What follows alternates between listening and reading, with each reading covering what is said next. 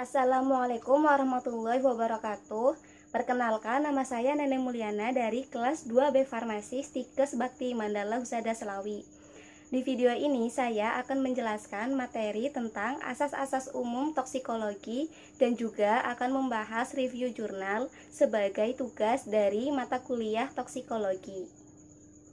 Nah, sebelum ke pembahasan asas-asas umum toksikologi, saya akan menjelaskan pengertian dari toksikologi terlebih dahulu. Toksikologi merupakan ilmu yang mempelajari sifat-sifat racun, zat kimia terhadap makhluk hidup maupun lingkungan. Nah, selanjutnya ke topik bahasan yang pertama, yaitu asas-asas umum toksikologi. Asas-asas umum toksikologi dibagi menjadi 4. Yang pertama ada kondisi efek toksik, yang kedua ada mekanisme efek toksik, yang ketiga ada wujud efek toksik, dan yang keempat ada sifat efek toksik. Kondisi efek toksik merupakan suatu keadaan atau faktor yang mempengaruhi aktivitas absorpsi, distribusi, dan eliminasi zat beracun dalam tubuh. Kondisi efek toksik itu sendiri terbagi menjadi 2. Yang pertama ada kondisi paparan zat kimia, dan yang kedua ada kondisi subjek atau makhluk hidup. Kondisi paparan zat kimia diantaranya ada jalur paparan, lama atau kekerasan paparan, saat atau waktu paparan, dosis atau takaran paparan, dan jenis paparan. Sedangkan pada kondisi subjek atau makhluk hidup, di antaranya ada keadaan fisiologi, misalnya berat badan, umur, suhu tubuh, kecepatan pengosongan lambung, kecepatan aliran darah, status gizi, kehamilan, genetika, dan jenis kelamin. Selanjutnya ada keadaan patologi, misalnya penyakit saluran cerna, kardiovaskuler, hati, dan ginjal. Selanjutnya mekanisme efek toksik. Keberadaan zat kimia dalam tubuh menimbulkan efek toksik melalui 2 cara, yaitu toksik intrasel dan toksik ekstrasel. Toksik intrasel merupakan toksisitas yang diawali dengan interaksi secara langsung antara zat kimia atau metabolitnya dengan reseptornya. Sedangkan toksik ekstrasel, toksisitasnya secara tidak langsung dengan mempengaruhi lingkungan sel sasaran tapi dapat berpengaruh pada sel sasaran. Wujud efek toksik merupakan perubahan yang terjadi pada perubahan biokimia. Contohnya sianida yang menghambat transport elektron sehingga akan menghambat respirasi sel dan gangguan pasok energi. Perubahan fungsional contohnya insektisida organofosfat melation yang menyebabkan kejangnya otot-otot pernafasan sebagai akibat penumpukan asetilkolinesterase. Dan perubahan struktural contohnya tetrasiklin yang dapat menyebabkan terjadinya perlemahan hati dan juga aflatoksin yang dapat menyebabkan nekrosin hati. Wujudnya dapat berupa gabungan dari perubahan biokimia, perubahan struktural maupun perubahan fungsional yang terjadi di dalam tubuh.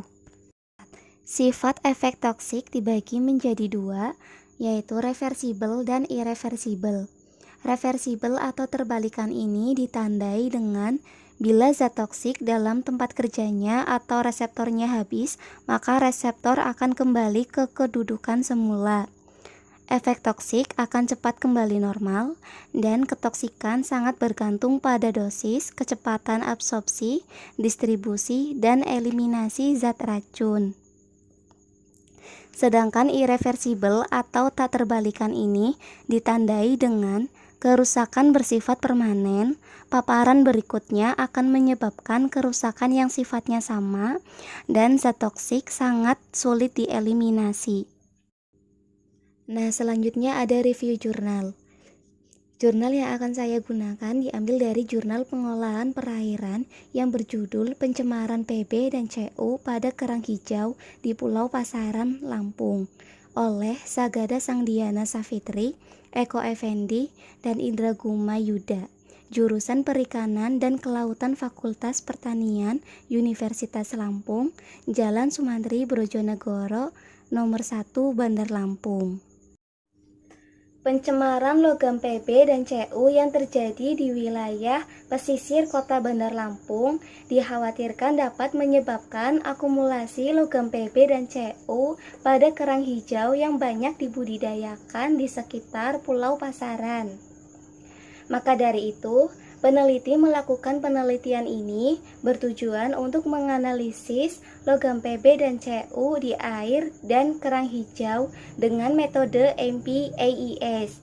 Hasil penelitian menunjukkan bahwa konsentrasi logam Pb telah melebihi batas baku mutu, sehingga dikhawatirkan dapat berdampak terhadap gangguan kesehatan bagi masyarakat. Pencemaran di perairan sekitar Pulau Pasaran diduga disebabkan oleh limbah industri. Beberapa kajian tentang pencemaran logam di wilayah pesisir Kota Bandar Lampung telah dilakukan oleh beberapa peneliti. Kandungan logam Pb di Sungai Belau telah melebihi nilai batas baku mutu menurut sampel tahun 2012. Namun, kandungan logam Pb dan Cu pada ikan kembung di perairan Pulau Pasaran masih di bawah baku mutu, menurut Rahmadani tahun 2017. Menurut Sari, tahun 2017, kandungan logam Pb dan Cu pada ikan teri di Pulau Pasaran masih di bawah baku mutu. Peneliti menggunakan sampel kerang hijau karena kerang hijau bersifat filter feeder, yaitu dapat menyaring semua material yang ada di perairan. Kemampuan kerang hijau dalam merespon bahan organik dan mengabsorpsi zat terlarut sangat tinggi, sehingga bahan organik dan zat-zat terlarut dapat terakumulasi ke dalam tubuh kerang hijau. Akumulasi logam pada kerang hijau dapat menyebabkan mutasi gen dan terjadinya kerusakan DNA serta mempengaruhi transkripsi DNA pada kerang hijau. Adapun dampaknya pada manusia yaitu dapat menyebabkan keracunan, kelainan genetik, dan kematian. Dampak yang ditimbulkan oleh limbah logam sangat besar dalam mempengaruhi kehidupan kerang hijau. Sementara itu, sumber limbah logam di Pulau Pasaran masih sangat banyak. Oleh karena itu, perlu dilakukan kajian untuk mengetahui kandungan logam Pb dan Cu pada air dan kerang hijau. Pengambilan sampel air dan kerang hijau serta pengukuran kualitas air dilakukan pada 3 stasiun keramba dengan masing-masing 3 ulangan pada setiap keramba. Kerang hijau yang diambil sebanyak 30% dari jumlah populasi keramba yaitu 4.200 ekor dengan menggunakan metode acak. Pada masing-masing ulangan, sampel kerang hijau diambil sebanyak 30 kerang dengan ukuran 4-5 cm. Sampel tersebut kemudian dihomogenkan dan diambil sebanyak 100 gram. Setelah itu, sampel air dan kerang hijau dianalisis logam Pb dan Cu dengan menggunakan metode MPAES Microwave Plasma Automatic Emission Spectrometer. Pengukuran kualitas air pada lokasi penelitian bertujuan untuk mengetahui pengaruh kualitas air terhadap budidaya kerang hijau. Berikut tabel dari pengukuran kualitas air lokasi penelitian. Hasil penelitian menunjukkan bahwa parameter yang diamati seperti suhu, pH, dan salinitas mendukung budidaya kerang hijau, sedangkan dissolved oksigen masih berada di bawah optimum. Berikut adalah tabel rata-rata kandungan Pb dan Cu di badan air.